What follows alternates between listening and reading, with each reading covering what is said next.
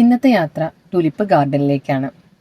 ഞങ്ങൾ ശ്രീനഗറിലെ ഒരു ടുലിപ്പ് ഉദ്യാനമായ ഇന്ദിരാഗാന്ധി മെമ്മോറിയൽ ടുലിപ്പ് ഗാർഡനിലേക്ക് പുറപ്പെട്ടു.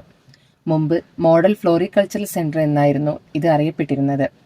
ഇത് കാണാനായി വരുന്നവർക്ക് വായുമാർഗമാണെങ്കിൽ ശ്രീനഗറിലെ ഷെയ്ഖുൽ ആലം അന്താരാഷ്ട്ര വിമാനത്താവളത്തിൽ നിന്ന് 22 കിലോമീറ്റർ ദൂരം മാത്രമേ ഉള്ളൂ.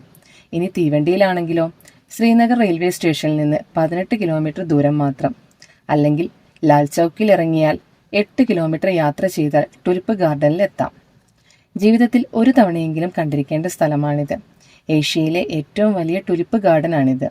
ഏകദേശം 30 ഹെക്ടർ വിസ്തൃതിയാണ് ഇതിനുള്ളത്. സബർവാൻ പർവ്വതനിരകളുടെ താഴ്വരയിലാണ് ഈ മനോഹരമായ പൂന്തോട്ടം ഉള്ളത്. ദാൽ തടാകത്തിന്റെ ഒരു കാഴ്ചയും ഇവിടെയുണ്ട്. കാശ്മീർ താഴ്വരയിലെ പുഷ്പകൃഷിയും വിനോദസഞ്ചാരവും പ്രോത്സാഹിപ്പിക്കാനായി 2007 ഈ ഉദ്യാനം തുറന്നു. 7 ടെറസുകൾ അടങ്ങുന്ന ഒരു ചെരിഞ്ഞ നിലത്താണ് ഈ ഉദ്യാനം നിർമ്മിച്ചിരിക്കുന്നത്.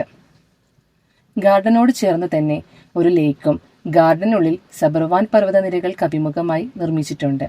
വാട്ടർ ഫൗണ്ടെയിനും ഫൗണ്ടെയിനിൽ നിന്ന് ജലമൊഴുകുന്ന കനാലും വിവിധ തരത്തിലുള്ള പൂച്ചെടികൾ വെച്ച് മനോഹരമാക്കിയിട്ടുണ്ട്. ടുലിപ്പുകൾക്ക് പുറമെ ഹയാസിൻസ്, ഡാഫോഡിൽസ്, റാൻകുലസ് എന്നിവയും ഇവിടെയുണ്ട്. വർഷത്തിൽ ഒരു ടുലിപ്പ് ഫെസ്റ്റിവലും ഇവിടെ നടത്തിവരുന്നു. പൂക്കളുടെ വൈവിധ്യമാർന്ന ശേഖരങ്ങളാണ് ഇവിടെയുള്ളത്. കാശ്മീർ താഴ്വരയിൽ വസന്തകാലത്തിന്റെ ആരംഭത്തിലാണ് ഇത് നടത്താറുള്ളത്.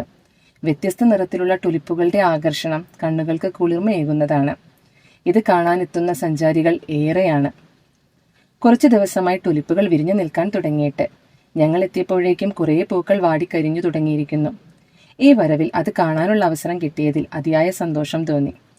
ഇനി ഇവിടെ നിന്നിറങ്ങുന്നത് മുഗൾ ഗാർഡനിലേക്കാണ്. അടുത്ത വീഡിയോയിൽ കാണാം. ബായ്.